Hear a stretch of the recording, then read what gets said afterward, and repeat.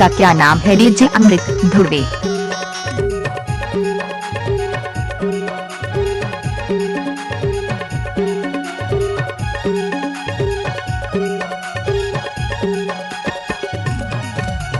पान खा ले टूरी बंगला का पूरी के पान खा ले, पान खा ले टूरी बंगला का पूरी के पान खा ले। पान खाओ टूरा बंगला का पूरी के पान खाओ, पान खाओ टूरा बंगला का पूरी के पान खाओ। आके मुठेला मामा जाओ नाच ना वो पान खा ले, पान खा ले टूरी बंगला का पूरी के पान खा ले, पान खा ले टूरी बंगला का पूरी के पान खा ले। आके मुठेला मामा जाओ पान खाओ, पान खाओ टूरा बंगला का पूरी के पान खाओ, पान खाओ टूरा बंगला का पूरी के पान खाओ।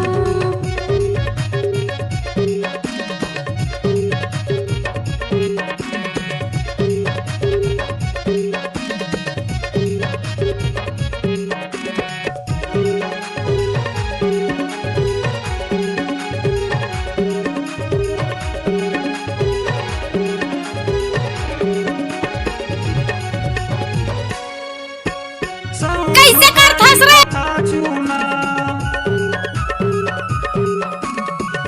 सुपारी कथा चूना तोरे माया के हो गया दीवाना। पान खा ले टूरी बंगला का पूरी के पान खा ले, पान खा ले टूरी बंगला का पूरी के पान खा ले। पान खाओ टूरा बंगला का पूरी के पान खाओ, पान खाओ टूरा बंगला का पूरी के पान खाओ। DJ Amrit Kumar Dhurve exclusive.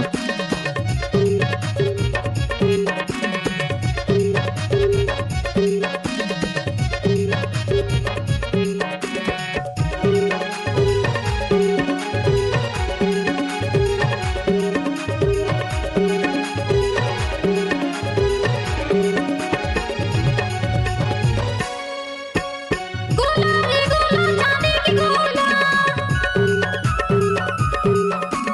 गोला रे गोला चांदी की गोला, तोरे घर में भी आई का कर भी मोला। पान खाओ टूरा बंगला का पूरी के पान खाओ, पान खाओ टूरा बंगला का पूरी के पान खाओ।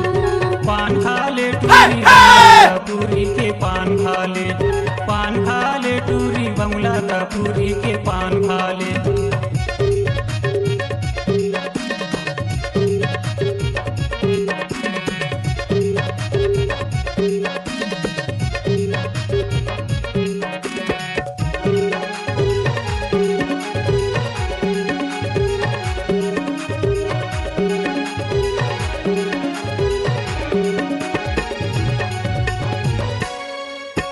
चुमी मागू थे डबल पीता,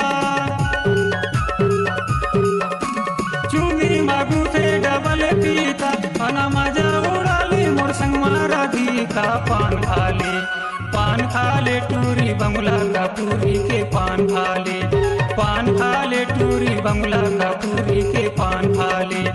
पान खाओ टूरा बंगला कुल्हाल मत डाल बे वहाँ। खाओ, पान खाओ टूरा बंगला का पूरी के पान खाओ। आके मुठेला मामा जाऊरा ले पान खा ले, पान खा ले टूरी बंगला का पूरी के पान खा ले, पान खा ले टूरी बंगला का पूरी के पान खा ले। आके मुठेला मामा जाऊरा पान खाओ, पान खाओ टूरा बंगला का पूरी के पान खाओ, पान खाओ टूरा बंगला का पूरी के पान खाओ। क्या? पान खा ले टूरी बंगला का पूरी के पान खा ले, पान खाओ टूरा बंगला का पूरी के पान खाओ, पान खा ले टूरी बंगला का पूरी के पान खा ले। पान खाओ टूरा डीजे अमृत धुर्वे का मिक्स।